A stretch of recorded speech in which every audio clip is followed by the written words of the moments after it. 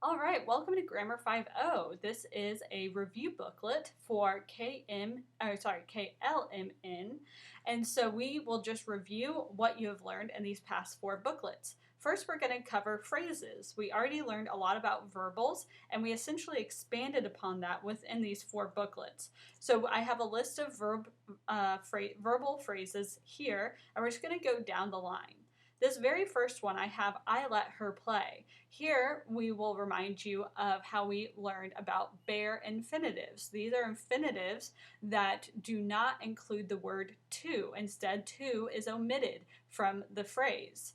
But it still works and oftentimes will help the sentence flow a little bit better.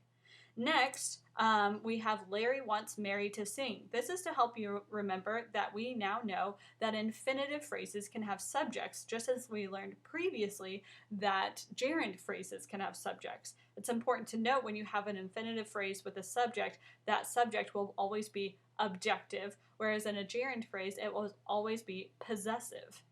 So next we will go over how we have learned about prepositional phrases in verbal phrases. So her play in the yard is an infinitive phrase with in the yard modifying the verbal, making it an adverbial prepositional phrase. Then we had this example for a gerund phrase, her being a teacher for fifth graders, to show us that even if it is a prepositional phrase and a verbal phrase, it can still modify a noun or pronoun within that phrase, making it an adjectival prepositional phrase. And then, of course, we have adverbs in verbal phrases sometimes. I let her play around. So instead of that prepositional phrase modifying play, we have one single adverb modifying where she can play.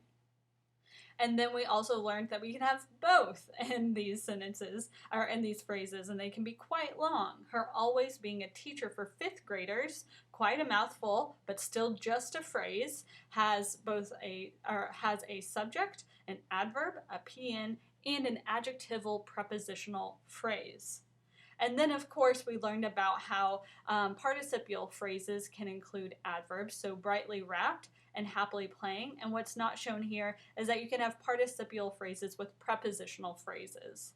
So those are all of the things we expanded upon. Here's something new you learned about. It's appositives. Appositives are nouns or phrases that rename a noun in the sentence. My sister Sarah, Sarah renaming sister, and my sister a math teacher renaming my sister. So it could both be a single word or a general phrase. And remember that the teacher is still the appositive, and a in math are the modifiers for that noun within its phrase. And then the last thing we did was we got back into prepositional phrases and we learned about verbal phrases within prepositional phrases.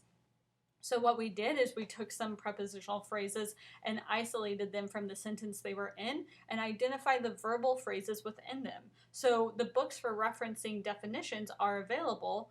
For referencing definitions is our prepositional phrase, and referencing definitions is the gerund phrase acting as the OP. And the next example sentence, we have my dog with a very broken toy walks with a leash to control its movements. This one has two verbal phrases and it's two prepositional phrases.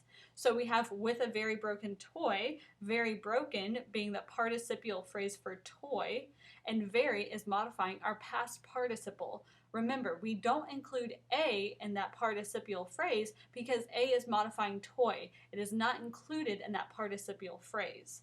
And then the next prepositional phrase has with a leash to control its movements. Once again, we have a verbal phrase modifying the OP, but in this instance, it's an infinitive with a DO. So after all of those phrases, we also got to learn a lot about verbs. So we reviewed the transitive active and intransitive, and we learned about transitive passive, essentially where the action of the verb is being transferred back to the subject. So after that, we also got to know a couple of different types of helping verbs: do, does, did, may, might, must. And of course, we learned how to use that in a sentence as well as how to identify them. So we use do, does, did to create a question or a negative sentence. It can also be used to create emphasis in your own writing or reading that you may have. And then may, might, must helps to create the idea or express the certainty or probability of the main verb occurring. And so now what we're going to do is cover some sentence diagramming that you'll see in this booklet.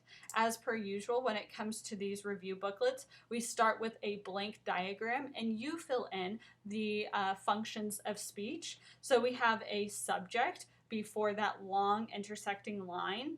And since we have those parentheses on that same line, we know that it's going to be renamed or have an appositive that is connected to it. After that long line is going to come a verb. And of course, once we are done with the verb, we look at the line next to it and we see it's a short line that stops at that base. So that means the whole phrase that we see, that big old thing, the whole thing is acting as a direct object. And then of course we just have modifiers coming off of the subject and a positive, and each of those, since they are modifying a noun or pronoun, each of them will be an adjective. So that's all we have to label them as, is adjectives. So although this looks like a huge, overwhelming task, remember that each of these parts of the diagram are just acting as these individual things. So now we'll look at the sentence provided and we'll use that exact same diagram to create a diagram for this sentence. Let's read the sentence first. Remaining still, the bird, a cardinal, let the bug come near to its nest. So first we'll find our subject, which is bird, and the bird is completing the action of let. What is receiving the action of being let or allowed? It's going to be this entire phrase, the bug come near to its nest. So I'm going to bracket that and label it as a DO. And then of course we have a couple of other phrases, the first one being remaining still, a present participial phrase. So I'm going to bracket that, and then within that phrase we have a PA, still, and then we have an appositive renaming our subject, a cardinal. So I will also bracket that. And since there's so much going on with these brackets, I'm not going to notate anything else within the sentence. We're just going to start filling out the diagram. So let me copy that over, and now we can start filling it out. We have our subject, which is being renamed by cardinal, and then our verb is let, and now we can start putting in our infinitive phrase. Now notice that the bug come near to its nest does not include the to for the infinitive phrase, so we put the to in parentheses and the actual base of the verb itself right on that horizontal line. Our subject of the phrase is bug, is being modified by the, and then near is an adverb modifying our verbal, and then a prepositional phrase modifying that verbal is to nest, which nest, its nest. It's being a modifier for nest. And then we have just the modifiers for the subject left, which is the bird. And then of course we have our present participial phrase. The present participle goes on the curved line, and then that PA for the present participle goes after the slashed line. And then of course we have A coming off of cardinal because A is modifying cardinal, not bird.